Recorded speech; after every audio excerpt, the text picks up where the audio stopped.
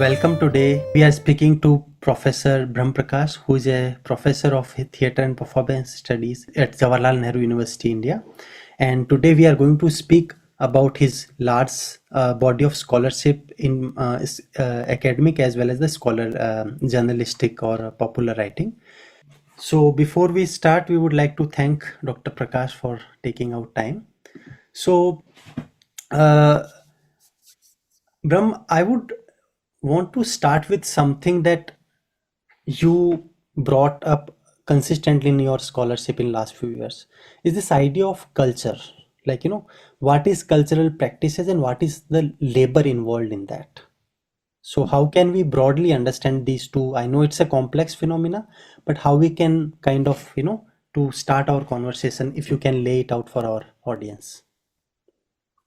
Thank you, Mukesh, for inviting me. And as far as your question is concerned, because, see, traditionally, when we talk about either theater performance studies or cultural studies, then we still talk in terms of isolation. So perhaps, like when you're talking about theater studies or as an entity or music as an entity, then we we used to talk just about music or theater per se.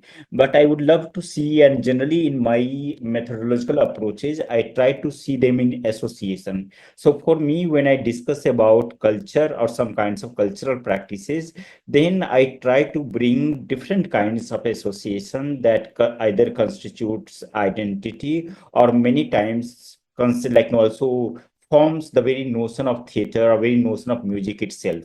And I think that is the connection when I was trying to work on. Then I was saying I was trying to make some kinds of connections where culture and labor used to be seen in complete separation. And therefore, that was the whole idea that either you are working on culture or either you are working on labor. Labor historians will pay less attention to cultural kinds of stuff, and same was the attitude of the scholars who are writing around culture. So my attempt was to bring the disparated things together and how they can provide you different kinds of reading and different kinds of understanding, because still when we are talking about Indian context, South Asian context, then things are merging together constantly. They are framing each other, they are shaping each other, they are flowing into each other. And I think anything that we are going to discuss as a part of cultural practices and labor practices necessarily need to seen in those association.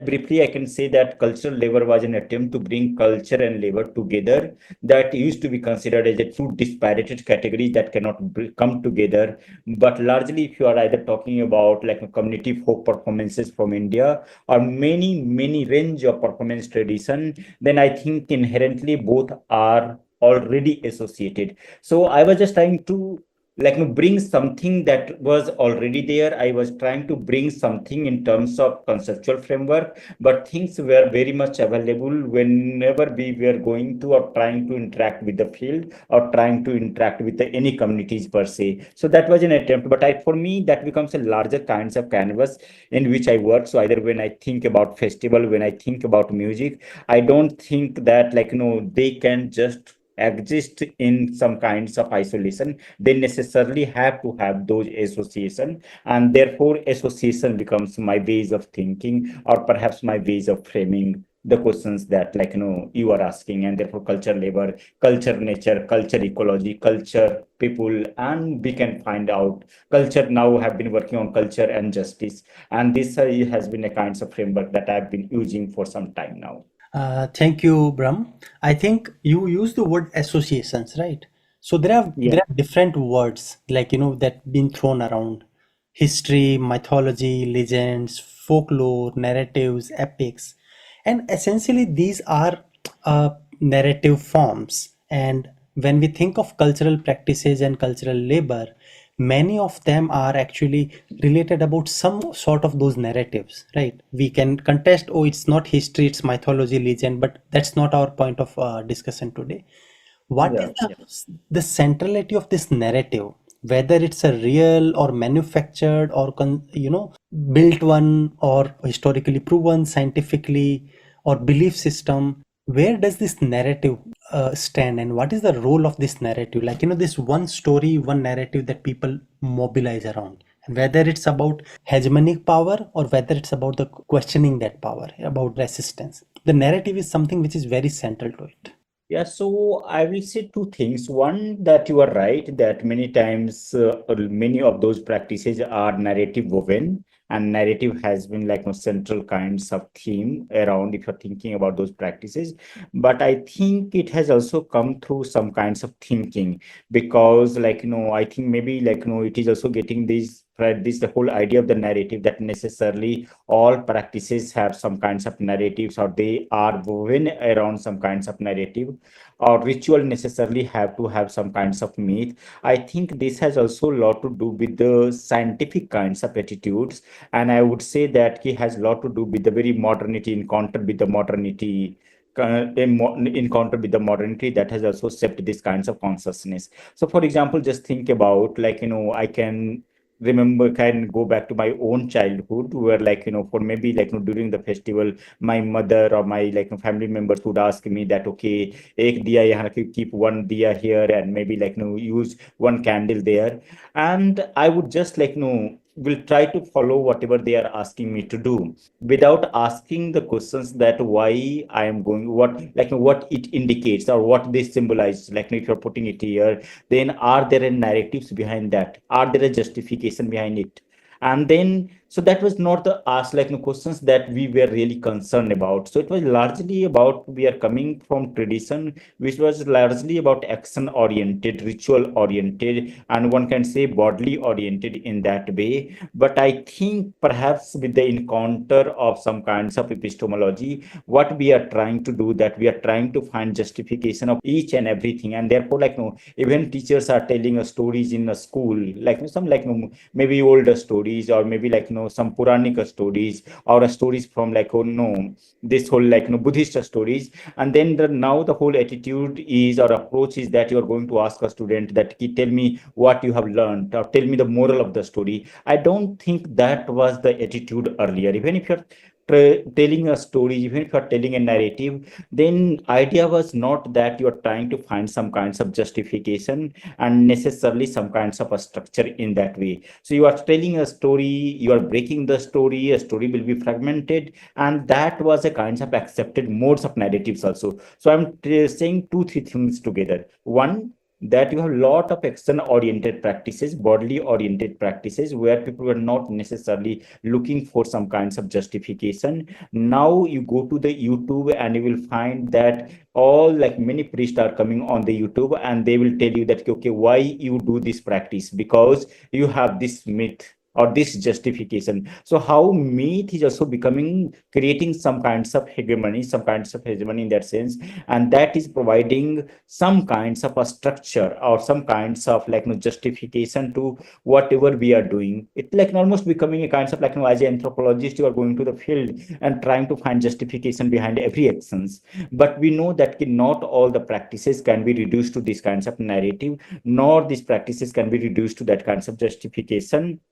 But at the same time, I am also saying that it does not mean that narrative was not there. It does not mean that myth was not there. It does not mean that the stories were not there. Perhaps they were told in a different ways, and perhaps they used to be perceived in a different ways. And I think this shift is doing something radically, shifting our whole understanding of the religion and belief, because the whole idea now is that if you're going to worship, then what you are going to find, what you're going to get. So some kinds of understanding has already entered into these practices, and that is also altering the very idea of the practices also. And therefore I will say that yes, one was narrative was there, but I also think that there were many cultural practices, or perhaps many ritual practices, where narrative was not necessarily playing that role. You're just participating, openly participating in festival. It was idea of coming together, idea of sharing something. Maybe narrative is part of that, but maybe not necessarily. Narrative is always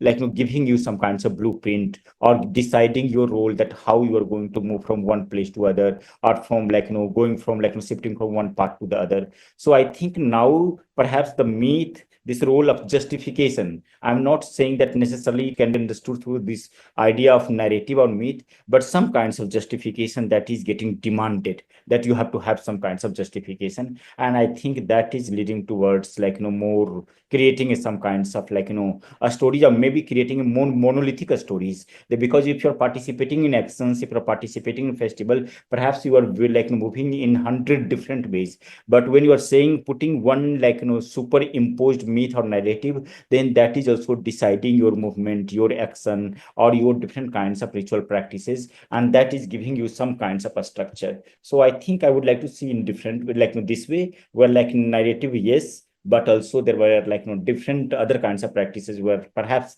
narrative was not that important.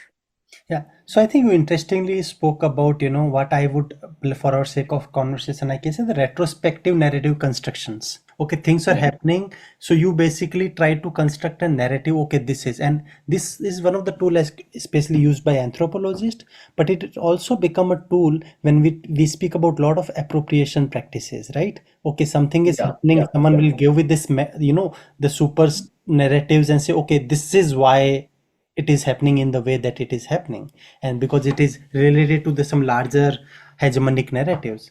So I mean, and there can be many motives for that, and we would go later on those.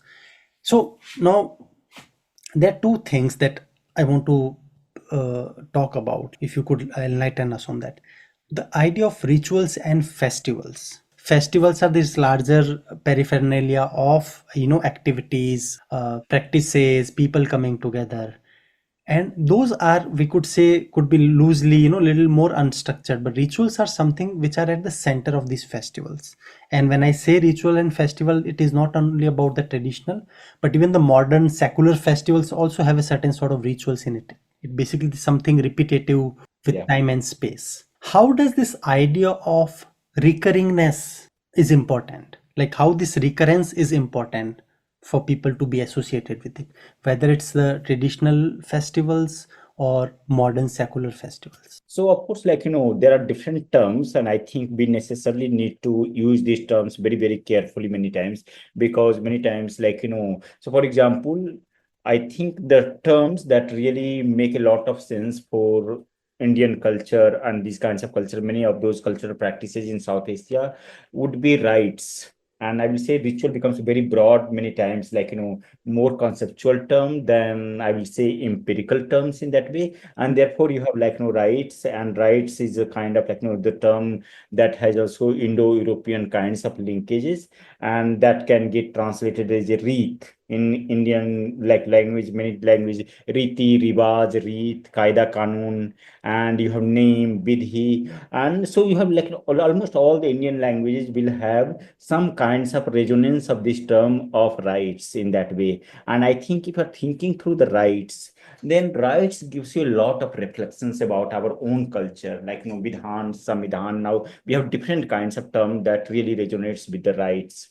And in the rights, what is getting somewhere pronounced is the idea of the niyam.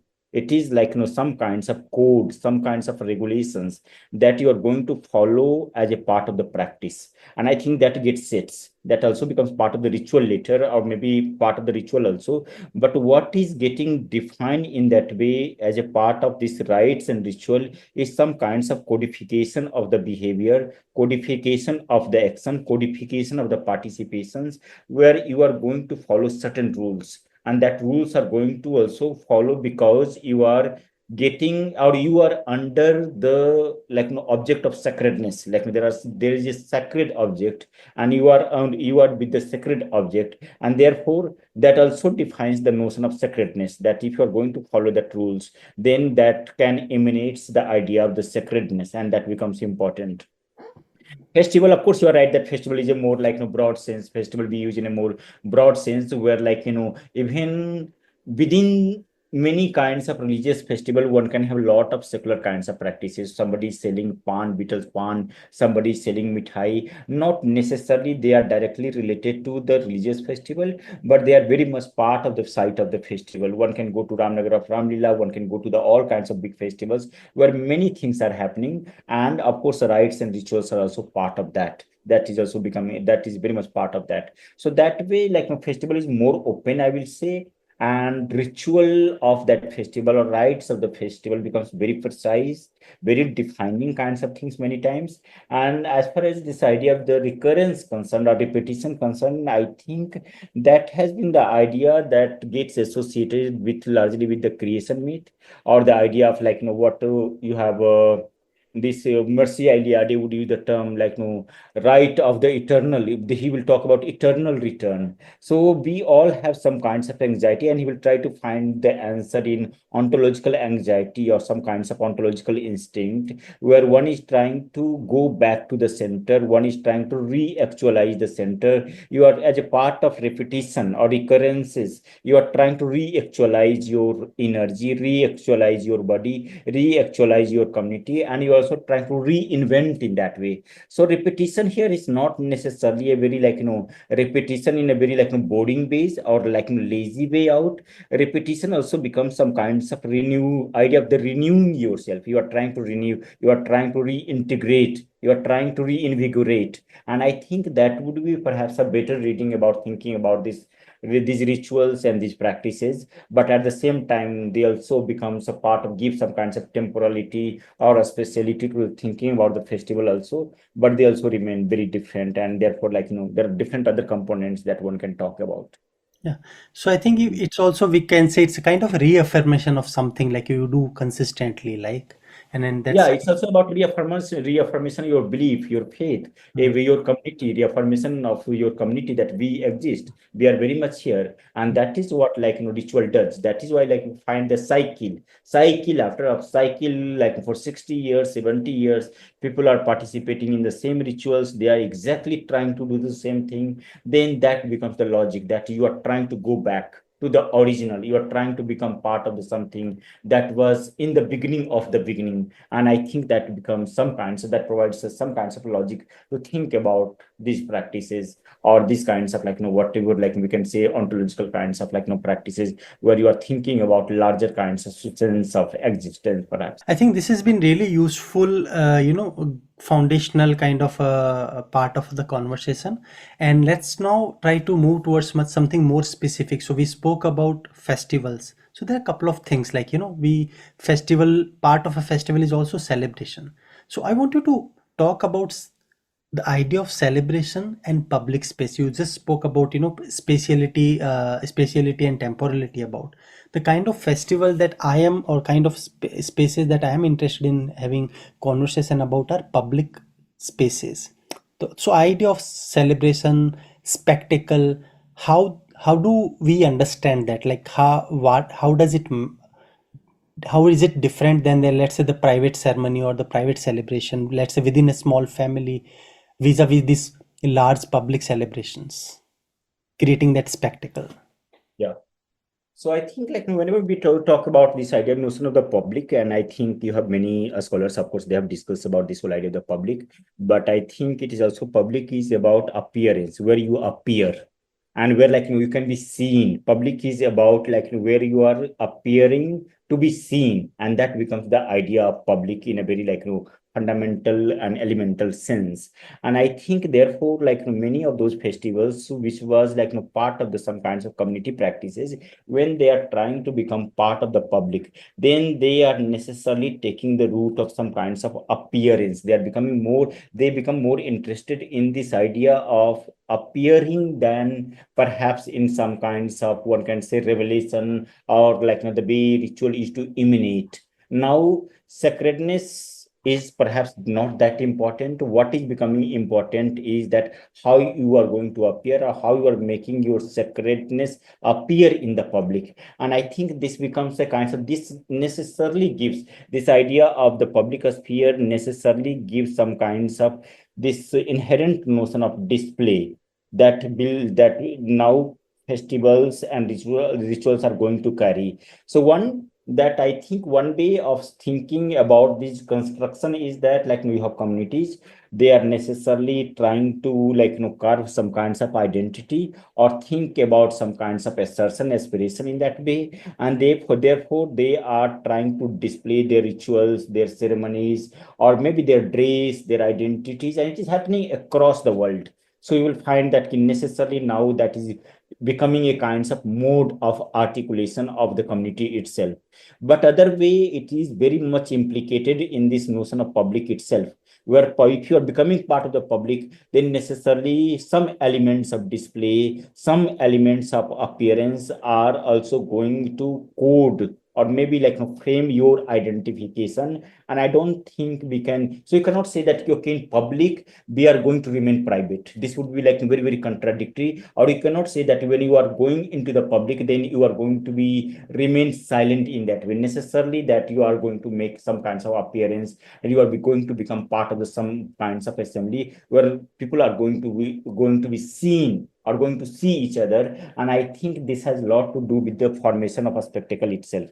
The very formation of a spectacles, many times rituals are turning into a spectacle, many times theater is turning into a spectacle. Many elements that you can think that like no spectacle is becoming a kind of like no formation that is very much related to this like no special formation of the public also. Earlier it has a lot to do with the print culture, cinema culture, and other things. Now something that you thought was very much part of the community festival or part of the community spaces, community places, now they are becoming like part of the public.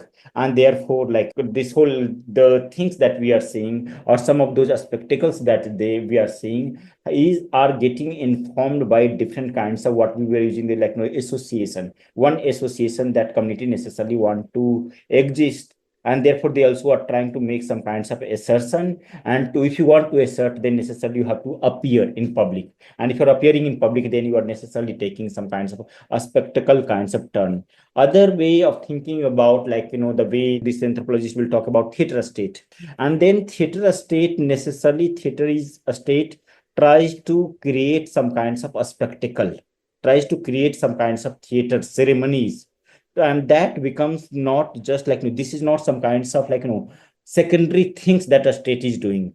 A state takes it as a part of primary kinds of engagement with the public, primary kinds of engagement with the people, and that becomes another thing. Years, I was talking about years. Years will talk about this whole idea of the theater estate, and he will talk about how Berlin is like Berlin is theater estate, but a theater estate that used to have lot of ceremonial kinds of. So there, you're not necessarily using armies, not necessarily you're using the dominance kinds of like some kinds of bureaucracy and things, but instead of that, you are trying to use more ceremonies to contain the violence, to contain the anger, to make some kinds of engagement with the public, to engagement with the communities, and that also becomes a mode. So I think like there are different ways now where we can talk about the questions of like a question of a spectacle, the question of ritual, the question ritual. Now, if you're seeing the ritual in very contemporary time, then largely it's a ritualization that we are seeing. One, that ritual would be having some kinds of very community invested or community engaged kinds of practices, but now necessarily it is getting more ritualized because it is also becoming some kinds of showcases, some kinds of a spectacularization part of the politics. And I think all these encounters are also changing either like in community-based practices, but community-based practices and public sphere practices also do not remain in separation now. Both are informing each other. And I think with the digital media, it becomes like no other. We can also think about different other sites where like maybe you are sitting in a very private space, but where you are constantly engaging with the digital sphere and you're getting informed by those digital sphere. So perhaps in a very conventional ways, we cannot think about or make separation of these kinds of spatial formations now. I think certain terms that I would like to bring our attention to use word like spectacle, display, appearance, visible. The public celebration, they are full of all kind of sensory experiences, and the terms that you used are more about visibility, like it's through eyes. If we turn our attentions away from the seeing and to the other side, which is listening, the soundscape, the sonic identity of that particular celebration or spectacle, how does it do things differently?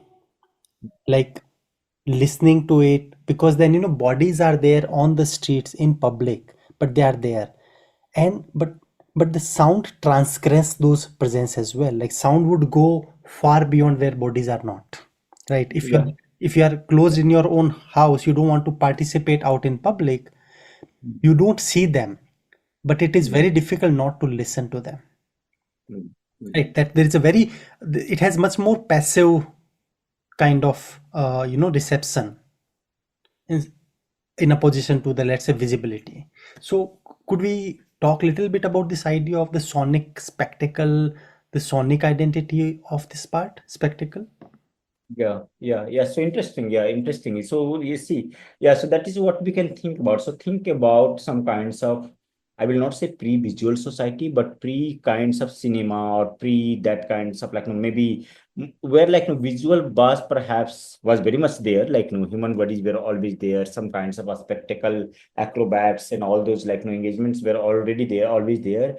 What I would say that song can be also become a visual evidence many times. So when you are listening song, then not necessarily you are just listening through your ears. You are of course listening through the ears, that becomes the primary mode through your listening. But when you are thinking about or imagining about that songs, then songs also brings a lot of motives. Songs also brings a lot of visuals in its own kinds of things. So either you are thinking about epic stories, or you are thinking about some kinds of like more, I will say, sensorial songs in that way. Then also visuals are getting created in your mind, or through the sound also one can say reoccurrence of different kinds of visuals. So because I think we need to, and I think I was reading somewhere where like no, so sound also carries some kinds of visual registers in many ways. So that would be one ways of seeing that. What is happening when we are talking about sound escape or presence of like sound a spectacle? What like how one can think about sound a spectacle? The spectacle that perhaps you cannot see, but with the kinds of like reverberation of the sounds. Many times reverberation of the sound also brings the reverberation of visuals, and I think that is also possibility that maybe you are not seeing through your eyes, but those images or those kinds of understanding are very much getting framed in your mind. And I think therefore with the kinds of now, always now largely when you are thinking about visual media, sound media, so we are also talking about the age where technology, body, different other kinds of sensoriums are coming together, very much coming together, and therefore it becomes very difficult that whether sound is not participating in visual kinds of formation, or whether visual does not carry that kinds of sound. So I would like to see in that way, and therefore when I'm talking about perhaps a spectacle, then very conventional ways of thinking about a spectacle would be that okay, something that you are seeing, but I think no, a spectacle is also something that is sounding, something that is like that you are listening, something that is also giving you different other kind, something that is also sensationalizing your bodies. And therefore I think the spectacle also needs to be framed in a different way, and therefore you are rightly pointing out towards that which there can be a possibility about thinking about sound and a spectacle, or perhaps sound a spectacle in that way. And I think like when we are going to talk about Hindutva music, like Hindutva pop or Hindutva kinds of like music, then perhaps we are thinking about those kinds of merger of different kinds of technology, bodies, emotions coming together, but also sound is also carrying its own kinds of visibility or its own kinds of a spectacle in that. I think this is something very insightful, and it's here I think exactly I want to go into something very critical to our conversation. Let me make it more clear. So we had a student and she did like interesting work on like Sarojini Lewis. She was like Mhm. working on Bhojpuri indentured laborers. Mhm. And then the whole idea was like she was like facing a lot of crisis in terms of finding photographs and how one is going to read those photographs that is largely coming through the colonial sources. And if you're going to see these like people who like migrated from Bhojpuri region, different other regions from Bihar, Uttar Pradesh, went to Caribbean countries, then largely their photography presence are very passive in a way, one way or other way. But they are also creating a lot of song kinds of repertoire where they are also generating a lot of visuals. And I think in those kinds of engagement, or in those kinds of some kinds of repertoire, we necessarily need to talk about songs as a visual evidence. And that is what precisely I was saying, that how there is, in absence of archives or absence of some other thing, there is a possibility that song can also work as an some kinds of visual evidence. And same way, there is a, when you are seeing something, then that also reverberates some notion of the sound. So I think that it should be the way, precisely with the intermingling of the different kinds of technology, we need to move towards. It also reminds me of one very interesting example from Australia. And so there has been this whole idea of the, settler colonialism. So Aboriginals' land has been constantly, appropriated. So in one of the lawsuit, the court asked the Aboriginal communities, what is the evidence that it is your land? Now, when we think of evidence, this is something very modern, administrative, bureaucratic kind of a tool, right? To kind of claim, but also to displace people. But one of the most interesting thing related to music, which was actually accepted in the court, was that the particular flora and fauna of that land was mentioned in their traditional songs. So the songs then become kind of an evidence, historical evidence, which was acceptable in court. So there are these kind of not a lot, but there are few examples. The question that I wanted to come before this in example was that we speak about idea of segregation, right? When we think about people or society, they are segregated on different lines, right? You can say caste, class, there are linguistics, but there are a lot of diversity, and that people are kind of segregated on this basis. And a lot of places in India, the old cities, neighborhood, even the newer one, they are segregated on those lines. Now, Yeah. when we think about this segregation, and when we think about the idea of transgression, how you can transgress those segregation, music become a much more potent tool than the visuals, right? Because then you can be in your physical space, but you can transgress that through music. And we have seen this transgression of music leading to lot of conflict in the past and even in the present.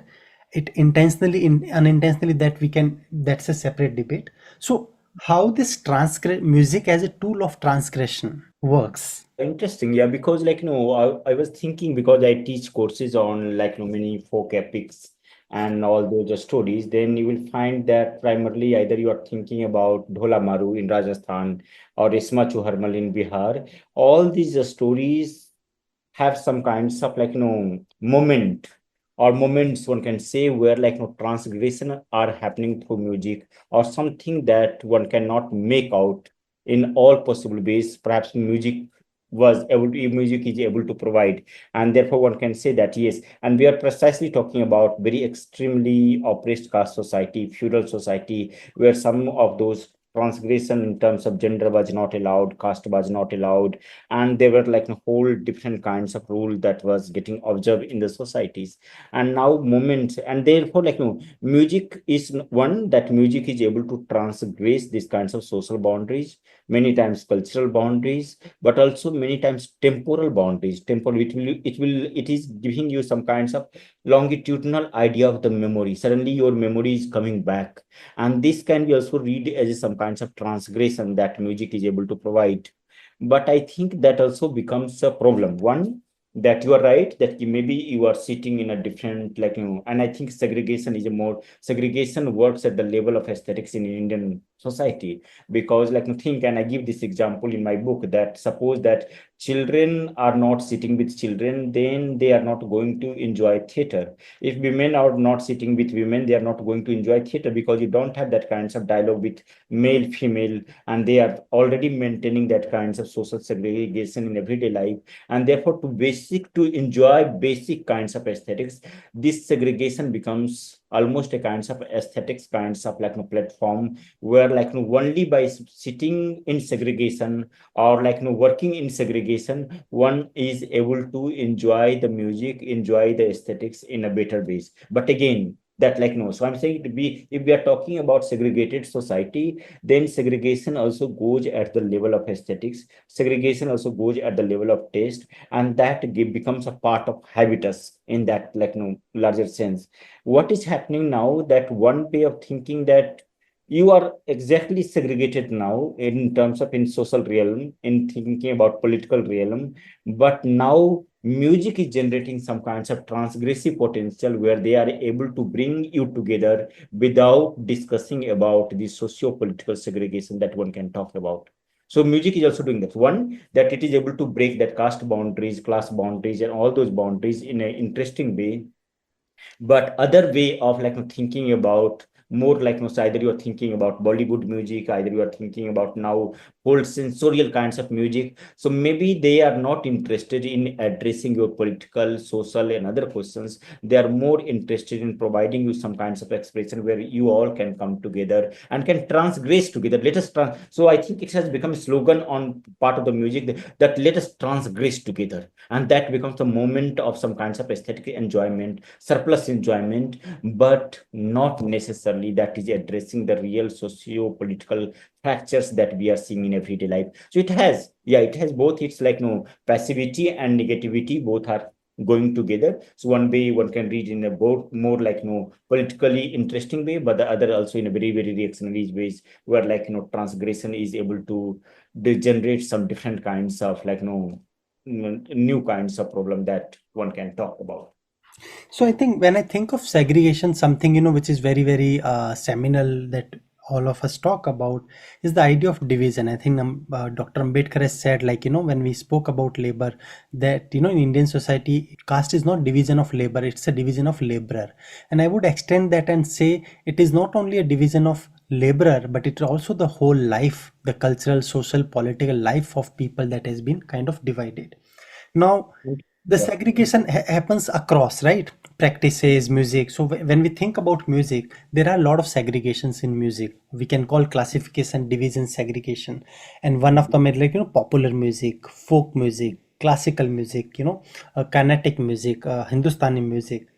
When we think about these things, we are look at them in a very different, in a very isolated way a lot of times, and we think, okay, there is, or let's when we think about h-pop, oh, it's about hate and exclusivity. But what about folk? Mm. People think, oh, it's all about inclusivity, the the countryside, marginalized people's life. And then there is a classical music, which is highly kind of sophisticated music with Sophisticated, a yeah. long history Yeah. of training. But there are boundaries, everyone has boundaries, right? There might be a content difference, there might be a form difference, but also there's a difference in the spaces that they occupy, the people that have access to those, right? So in that sense, how do you see, let's say for example, classical music or folk music or popular music here in the term of h pop, are they inherently different, or you look at them in some kind of conversation with each other?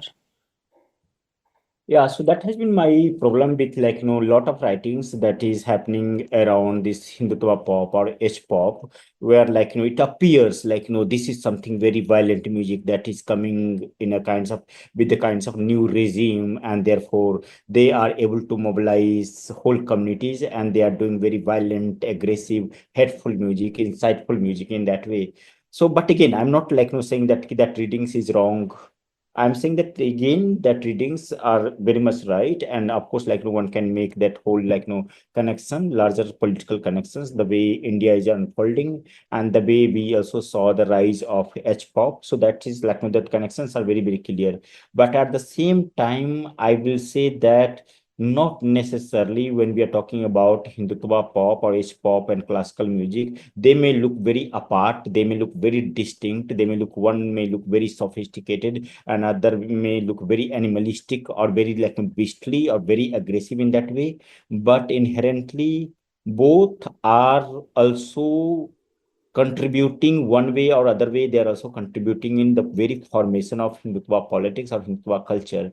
And I will not diminish the role of the classical music, classical dance, and the whole like classical art, the way it is unfolding in India. They are precursors of Hindutva pop. not directly related. Both have their own zones, both have their own kinds of bodies, but again, both are doing trying to participate in some kinds of sacrifice. And I think notion of the sacrifice becomes very, very interesting for me, because classical music, you are thinking about that what exactly classical music trying to produce. So it will be about dedication, it would be about devotion, it would be about sacrifice, and that becomes the like a primary mode of thinking about classical music. Exactly the same thing as pop is doing. It is about one can read these kinds of music as a kinds of ritual music, more sacrificial music. And I think this is the way where one is trying to find the body, when one is trying to find the target, when one is trying to make some kinds of commitment towards something. And I think here necessarily I will say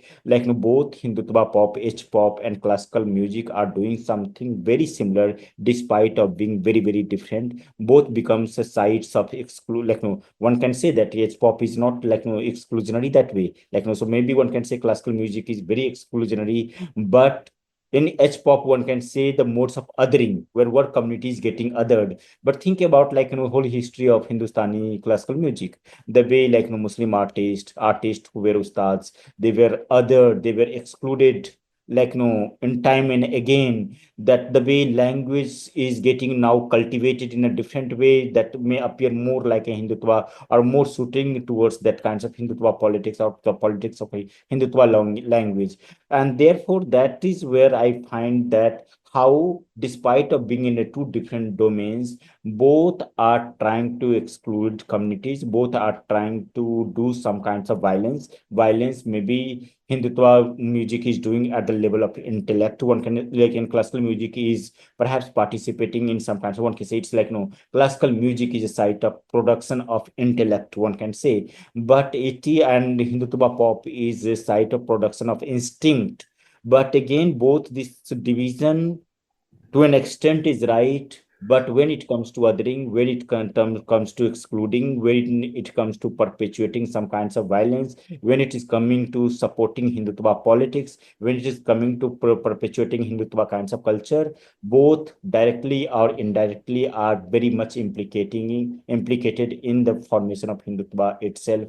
And I think that is where I will say that not necessarily the people who are very much worried about Hindutva pop, H pop, they should be equally get worried about the way Hindustani classical music, Carnatic music, they are trying to exclude people, and the way they are trying to create a culture. So it becomes some kinds of a platform or some kinds of facilitation, they try to facilitate this whole ideology in a different ways. But again, in one they all both are trying to somewhere contribute to this formation of Hindutva kinds of ideology or Hindutva kinds of culture. And that is where I'm seeing that not necessarily, despite of looking differently, appearing differently, doing things differently, they remain different in a very political and cultural sense. Like different genre of music, there are different ways that these kind of exclusivity or otherization are basically articulated and performed. And in that sense we can see this is a multi-pronged project, like when we think in terms of reception, there are different audiences, and all audiences receptivity is different, the forms of their receptivity is different, the content that they are receptive to are different. So in that way, if you look at all these forms, and when I specifically speak about devotional music, even let's say popular bhakti music, it is also been instrumentalized by in a different manner by all kind of ideological projects. So when we speak about, let's say, devotional poets in Rajasthan, or let's say North India broadly, they're also been turned into this orthodox structured religions, and now they also follow their own set of rituals and their own set of practices. And many times we see in a longer history that at times they've been part of these exclusionary projects, we are other Yeah. separate from the other. There are sometimes demand to be a separate identity, but also at the same time there is a project of appropriation, when we think about, let's say, based on language, or based on religion, or based on caste. So Mm. these are, I think, in a larger context, music is also one of the instrument that is being used by all these ideologies now. Also, I would like to add here that this has been the history of any tradition for that matter. So for example, when bhakti has started, bhakti kinds of practices have started, it has started against it started as some kinds of very subversive practices. So in Tamil Nadu, it was against Buddhism. And when it is coming to Maharashtra, it was against Brahmanism. When it is going to Assam, then it was against Tantricism. And then you will find that it was going against all those kinds of very institutionalized hegemonic kinds of practices. But later you will also find they are themselves are becoming institutions. And so therefore, we cannot perhaps fix always that bhakti, Sufi music, or for that matter, jazz, blues, all those music that has inherent started with the very powerful or some kinds of subversion, very powerful subversion. They necessarily going to carry this subversion for a long time. They also get appropriated, and we have examples from rock to pop to all kinds of music, that Hindutva pop, that if you're going to find the etymology of pop music, then it has more radical history. But now we see that how what is happening to that music tradition in India, how it is getting appropriated by the power, by the authorities in a different ways. And I think we need to read those history in that kinds of dialectics. So it is not that once it has started, then it is permanently going to have the same characters. Maybe it is going to appropriated, but within that appropriation, some more subversion can appear, or maybe some elements of that music is going to break apart and going to create new kinds of music. And I think perhaps we need that kinds of history writing and understanding. Otherwise, we usually get fixed into this idea that okay, bhakti is subversive, Sufi is subversive, but other kinds of music is very regressive. So they all have that kinds of appropriation, getting out of those kinds of a structure, creating its own kinds of realm, but again getting reappropriated. And I think this has been the whole history that one can talk about. So I think the one thing become very clear, the context is something very, very important, right? Yes. The temporal and the spatial occupation, the any tradition, what temporal and spatial position that they occupy in history. So these traditions are dynamic and they are changing. There is no final say on all these things. So I want to ask, then there is a Hindutva, and then there is a music. So there are two questions here. What is Hindutva doing to the music? And what is music specifically doing to Hindutva? Like how they are basically exchanging notes to each other in terms of, as a collaborator. Yeah, so thank you. And that is what precisely I was thinking. One that, I also discussed with you in other podcast where I was talking about when we discuss about music, we tend to discuss about idealization or ideal music. But music has all the violent history. And I think no other than I will say that Ted Gioia, interesting no scholar, he will write about that how power of music is many times brutally destructive. It has been so it is many times it has emerged from creative destruction, and a lot of history of those kinds of destruction that one can talk about, that how music, either you are talking about music in sacrifice, music in ritual, music in different other kinds of practices, they all carry many times very terrifying effect already. So you already have those association that we see but we don't talk about. Anybody who is going to see ritual music or that kinds of ceremonial music or music in the kinds of extreme dance and that kinds of a staging, necessarily they also carry very terrifying effect in that way. And therefore the association of music and violence, that many times we see it's completely new, that is not true. It depends that how we have seen or tries to we have tried to understand the music history of the music itself. And I think we necessarily need to go and talk about that violent history of music. And violent, when I'm saying violent history of music, then one also needs to talk about context in which they have perpetuated a lot of violence many times. And therefore that association one need to talk about. Second, coming back to your questions about and that is also one of the primary concern, that one that we talk about how, oh my god, Hindutva is doing something to our music, Hindutva is doing something to our cinema, Hindutva is doing something to our art. But I think that is right, that of course Hindutva is providing some kinds of, giving some kinds of impunity, Hindutva is giving some kinds of infrastructure, Hindutva is directly supporting that kinds of politics and culture, and therefore this this music is rising, or this music is becoming part of the constellation in our time.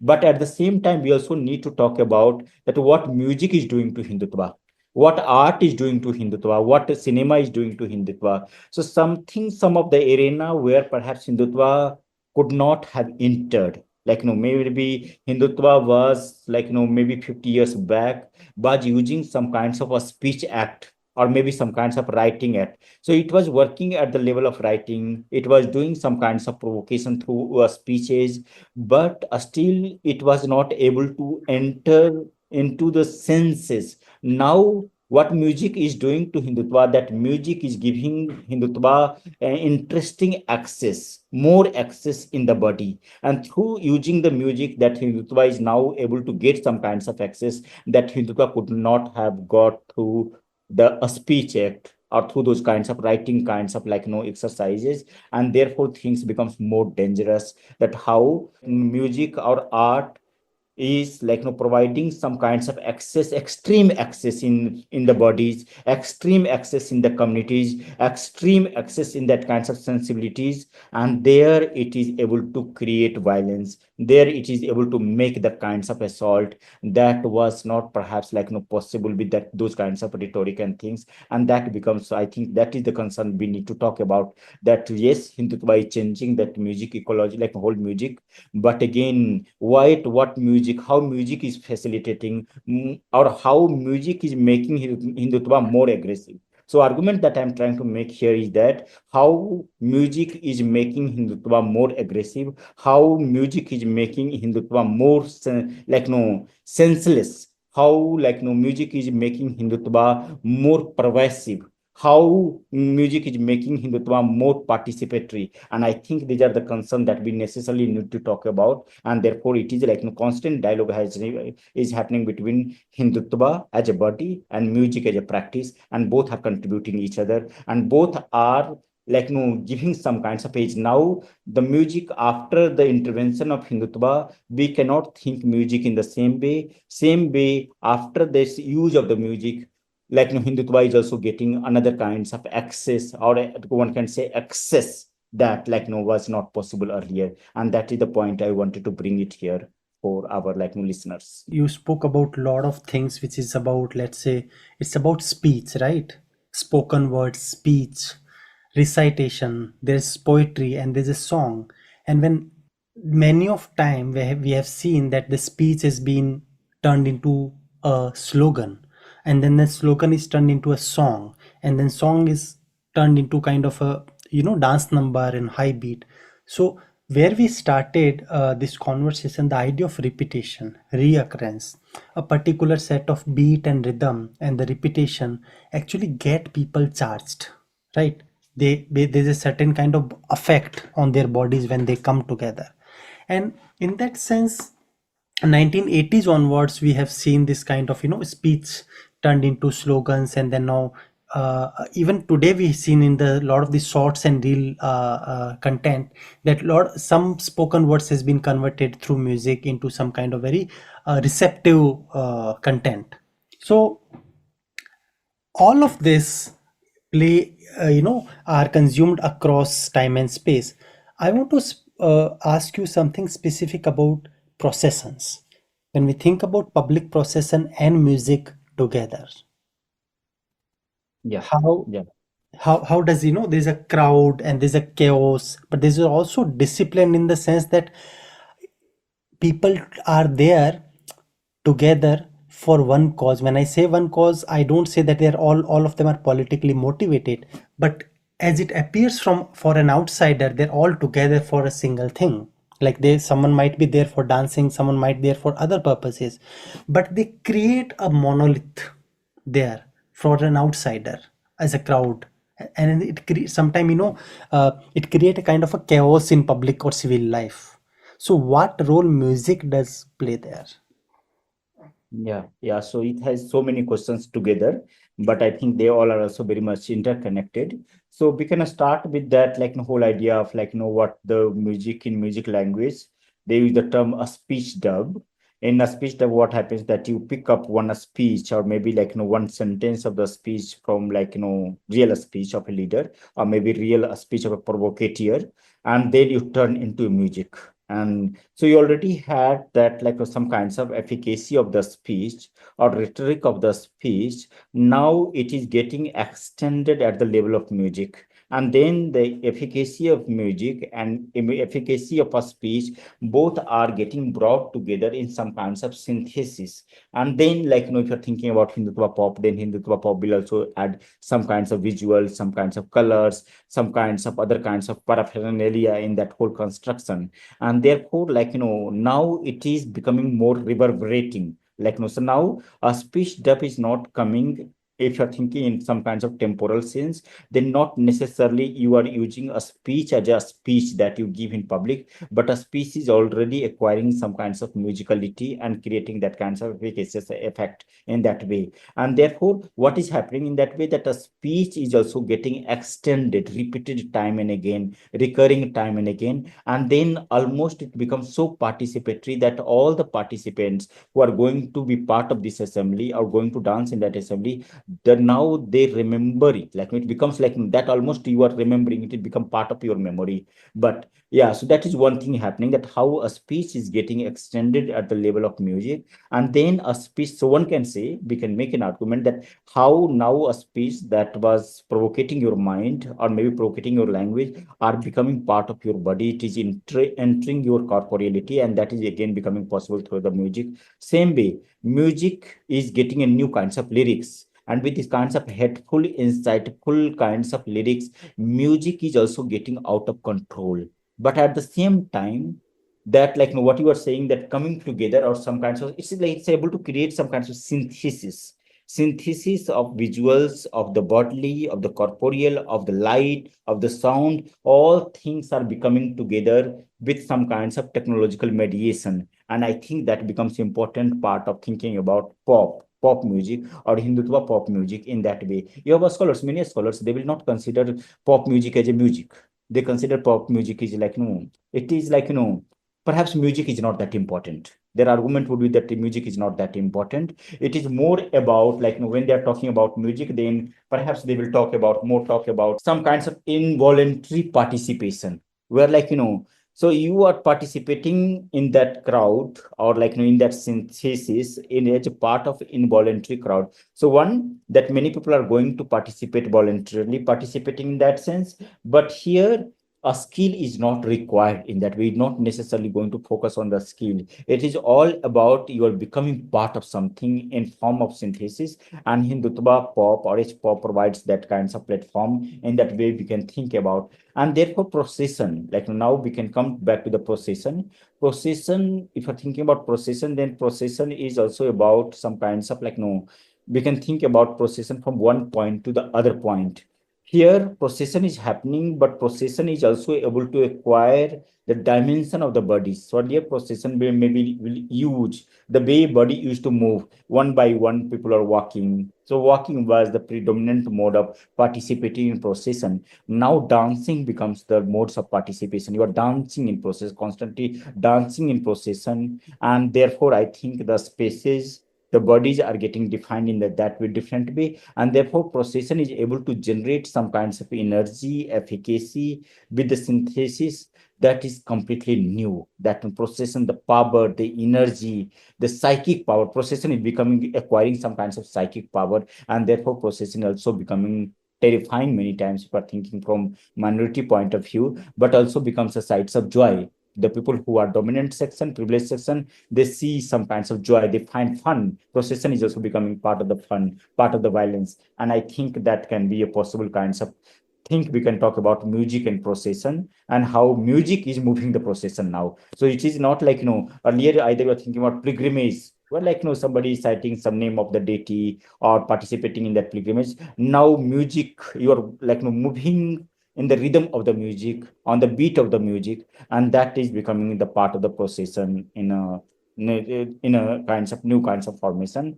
And the also some kinds of new construction of this procession, that when you see, because this is already mobilized procession. Procession that earlier you don't used to see at a part of some kinds of religious procession. Procession that you used to see it as some kinds of communal kinds of riot. That used to be the trend. That when you have some enemy in mind, then that enemy is very much high. You have already have a target.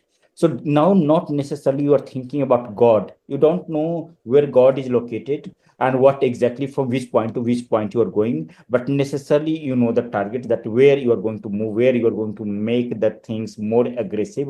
And therefore, so two things: one, that music is facilitating or moving this procession, and second thing is that procession is not necessarily moving in a religious ways. Procession is more getting communalized at a very fundamental level, where when you are seeing some monuments, then you are getting energized. When you are not seeing that moment, then your energy, you are keeping that energy low, and this is the way this procession is moving. So I'm not sure whether I have answered your question, but again, this is the way I was thinking about that, how we can talk about some kinds of so procession is also become fetish. It is some kinds of new fetish where you try to flaunt your bodies, you try to project your bodies, and then also you try to project the power. So it's more about power that we are talking about, power of procession. Mm. So it is not like a proper religion of procession or procession for the deity, but the power of procession that becomes inherent tendencies to create this idea of the procession itself, where necessarily one want to evoke the power. Yeah, I think I want to bring it back to the start of the conversation with 2 points. I think there are two uh, facets that I want you to address. One is the identity formation. When people participate in any kind of community or gathering, there is a idea of solidarity, feeling the part of community, which is, to kind of wade away the alienation that they feel in society for different material and immaterial reasons. So how these kind of musical gathering or these processions where music plays an important role, how it is helping people or how people are using it as their own identity formation, how they self fashion themselves in a new ways, like as a new person, as a new being, a new citizen, a new subject, or a new Hindu, like how is it enabling that process? Yeah, so of course, we are talking about one genre. I mean, at least they're giving a lot of focus about H-pop, but I think this consolidation through the music is also happening in a different ways and for different other communities. And I think two things are becoming very crucial in contemporary India about this whole mobilization or assertion of identity. One is that myth is coming back, or we are taking some kinds of more pre-modern kinds of tendencies to assert that kinds of identity. So either you're talking about Kshatriya identity, but also if you're thinking about more subversive identity that has happened few years back in Uttar Pradesh, then the primary mode was that you're going back to that history, you're trying to recreate that myth or reinterpret those myths, and then also, but now this all is, so either you're talking about the performance of myth or performance of those stories or performance of some identity, then music is becoming the channel. Like in many parts, for many communities, music was already a channel, but now music is becoming the major, I think some kinds of faculties where people are able to assert their identity in a different, because also it is about two, three things. One, that we are talking about technology, digital technology, the other kinds of technology. And I think one way of thinking about these kinds of formation of identity, that you are trying to go bring back some kinds of myth, but you also try to merge with that music. So music like myth is becoming another kinds of perhaps facilitator, where lot of assertion, lot of construction of identity is happening. And largely two sections: one, that we are talking about is pop, where you have participation across section one can talk about, because if you're thinking about classical music, then one can say that it is largely Brahmin dominated, but that is not the case with, at least with the H-pop. H-pop, you also have a lot of subaltern communities, people are participating in H-pop, and therefore it is able to merge the bodies in a very interesting way, but again, very problematic way. So other way of thinking about that, you also have whole new sets of and Ambedkarite or anti-caste singers, musicians, they are also trying to bring these kinds of music as a part of a session. So, for example, if you're going to observe Paranjit, what Paranjit is doing, or many like other singers are doing, they're also trying to sing their identity, sing out, like let us tell it like sing out their identity, but not necessarily they are going or doing in a same aggressive ways or same like kinds of radicalized ways, and that becomes a kinds of differences that we can talk about. So perhaps like also this whole idea that how we are going to perhaps deal with these whole questions, like these concerns of a hateful music that Hindutva pop is producing. There are many scholars or like activists, they will say that let us ban it, let us have some kinds of like censorship on this music and things. I don't think in long term that is going to provide us an answer. It is more about like maybe we need to think about counter of those kinds of like music or myth that is coming. And I think we are getting a new artists, new singers, they are able to counter, provide some kinds of counter, and counter music is doing two interesting things. One, so suppose that I was just giving example to somebody, that suppose somebody singing Bharat का बच्चा बच्चा जय श्री राम बोलेगा, and then you have like this is a like a popular hit of H pop, but now you also have a music where like Ambedkarite singers are singing Bharat का बच्चा बच्चा जय जय भीम बोलेगा. Now two things are happening. One, that you are able to provide counter to H pop, but again you are not provide like trying to create some kinds of aggressive hatred towards any other community, and that perhaps becomes like so you are able to contain or take out the harm. You are still thinking about the counter, you are still trying to produce the counter music, but after taking out the harm or like hatred that was like full of that kinds of music. So I think there are different possibilities in which we can think about the construction of identity and how music is providing a very interesting kinds of infrastructure for this like formation of identities, both many times in a very aggressive and problematic ways, but also very subversive and I will say more radical ways that I think maybe in coming days are going to become more prominent, and we are going to see more different kinds of music that is also going to counter Hindutva music or trying to sing these kinds of music without the same kinds of harmful attitude and that kinds of hatred. Yeah, I think I agree with you here because I also remember like in last couple of years, I have seen songs, being played in Rajasthan, where the anti-caste movement has doesn't have a very strong roots. I have seen people playing songs with Fule's message, life about him, Savitribai Phule, like with very high beat music, but again not excluding anyone, it's not otherizing anyone, it's much more inclusive, celebrating his legacy.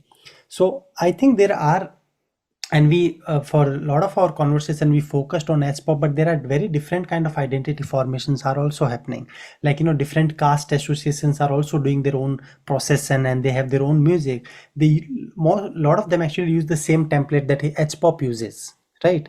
But they Yeah. might not have a harmful or very regressive or otherizing kind of lyrics to that. So yeah, I think it's also a lot about beats, and I spoke to one of the organizer and they say it doesn't matter what the lyrics say, it's just the music that people want to dance to. Okay, we are also forced to use this music because that's what draw people together, but then we try to make work with it with a much better kind of lyrics, much more inclusive kind of lyrics. So it's one agenda taken care of, and but the high beat also kind of cater to the crowd that we want to participate in our processes. So in that way, I think there are multiple musics and there are multiple political economies of those music, and there is nothing, no one thing can kind of address all of those things. So I think we had really great conversation, and I mean there are 3,000 questions I can ask more, but lack of time, I think I can stop here. Uh, is there any closing comments that you would like to kind of drop here? So maybe that could be start of our next conversation at some point of time. Yeah, thank you, Mukesh, for like yeah. Also, we had long conversation, and again, these are the things that is also very much shifting, changing constantly. So I don't think we can make the kinds of end remark that this is the end of the things in that way. But what is the fundamentally I was trying to suggest in this whole conversation is that perhaps we need to see the larger association, the point that I started with, that how we need to see this whole formation in terms of larger association. And that would be like, so even if we are talking about H-pop and coming of the H-pop, then we have like, perhaps we need to have more broader category where we can talk about sonic Hindutva. That sonic Hindutva, where like one can also talk about the how like classical music is becoming site of the again like site of creating some kinds of Hindutva. Same way one can talk about some kinds of like folk music that is very much also contributing to these kinds of formation, but also like different other kinds of music and sound itself. For example, let us also talk about like maybe bit of sound, because like so for example, there is a whole inherent tendency that some sound becomes like getting very much othered. So once you hear azan, and then you feel that, oh my god, this is not our sound. And I think because we are perceiving the things at the sound level. So I think that music, when we are talking about music, then necessarily we need to bring the more like part of larger ecology or larger kinds of sound kinds of ecology in which music is getting constituted and music is working. So perhaps I think, yeah, that is what I can say, that it is like more broad than be like then like very very like can be just about H-pop, discussing about H-pop or discussing about very like aggressive formation. Because music, first of all, music already had very like violent history. And music, either you are talking about genealogy of music, evolution of music, then it finds its root in sacrificial music, sacrificial murder, sacrificial kinds of like sacrificial kinds of act. So music already had that kinds of connection. What dangerous part that Hindutva is trying to bring, that it is trying to bring back that kinds of sacrificial act of that music. They are trying to perpetuate that sacrificial act as a part of the contemporary society. And therefore we cannot talk about just like contemporary, because this is for very modern contemporary music that one can talk about, but we necessarily need to talk about the structure of the Hindutva pop or a structure of these kinds of violent music that find some kinds of connection in sacrifice or sacrificial kinds of attitude, and that concerns both kinds of music, classical music as well as H-pop for me. So yeah, that would be kind of my concluding remark here. Yeah, thank you so much. I think what this conversation actually direct us is that when we think about music and its violent history, we really need to really broaden our own net and see the longer history of music and violence and how it can inform our understanding of music and violence both in a much better way to understand and maybe then tackle it. Thank you so much. Thank you, Mukesh. Thank you so much.